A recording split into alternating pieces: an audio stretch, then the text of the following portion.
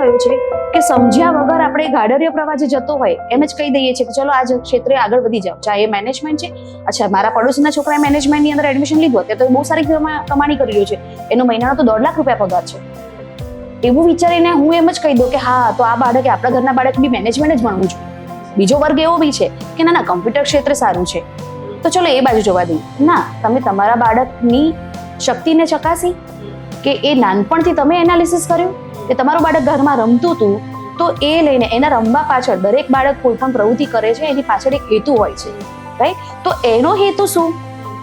મા બાપ તરીકે કે ગાર્ડિયન તરીકે કે ઘરના વડીલ તરીકે, ઘરના સપોર્ટિવ મેમ્બર્સ તરીકે તમે એ વસ્તુ ચેક કરો કે મારું બાળક અત્યારે જે પ્રવૃત્તિ કરી રહ્યું છે, કે જે વિદ્યાર્થી છે, તો એ પ્રવૃત્તિ શેના માટે કરી રહ્યું છે, એના પરથી તમે આઈડેન્ટિફાઈ કરો કે એને કેમાં રસ છે.